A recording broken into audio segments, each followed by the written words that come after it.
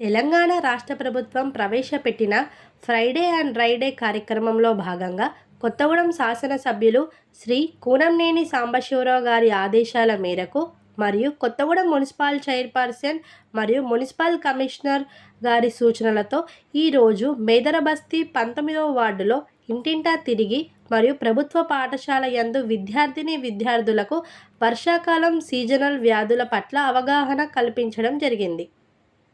మొదటిగా మీ ఇంటి ఆవరణలో ఉన్నటువంటి కొబ్బరి బోండాలలో, పూల కుండీలలో, కూలర్లలో, టైర్లలో నీటిని నిల్వ ఉంచకుండా చూసుకోవాలని వార్డు ప్రజలకు సూచనలు ఇవ్వడం జరిగినది. వర్షాకాలంలో దోమలు వాటిలో తయారై ప్రజలకు కుట్టడం వల్ల మలేరియా, డెంగ్యూ లాంటి వ్యాధులు వ్యాపిస్తాయి. కావున వార్డు ప్రజలు మీ ఇంటి ఆవరణంలో చుట్టూ శుభ్రంగా ఉంచుకోవాల్సిందిగా కోరడమైనది. ఈ యొక్క కార్యక్రమంలో ward councillor Bandi Narasimharao, municipal జవాన్ Lakshman, anganwadi teachers P Satyavati, S Lakshmi మరియు ఆర్పి రాధిక పాల్గొన్నారు.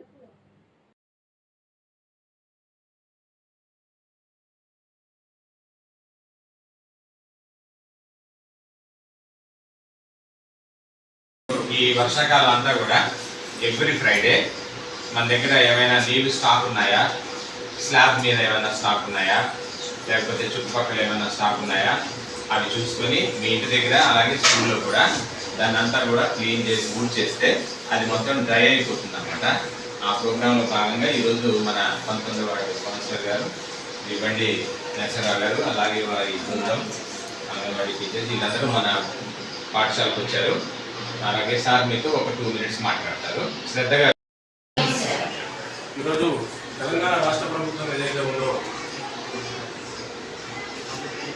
అందరికీ కూడా వర్షాకాలాన్ని దృష్టిలో పెట్టుకొని మన ఇంటి పరిసరాలు, మన ఇల్లు, మనం ఉండే ప్రదేశం ఎక్కడైతే ఉన్నామో మనము అది పాఠశాల కానివ్వండి, మన ఇల్లు కానివ్వండి, దేవాలయం కానివ్వండి, ఒక హాస్పిటల్ కానివ్వండి, ఎక్కడైతే మనం నివాసం ఉంటున్నామో ఆ ఏరియాలలో మనము ఈ వర్షాకాలంలో వచ్చే వ్యాధులు మీకు తెలుసు.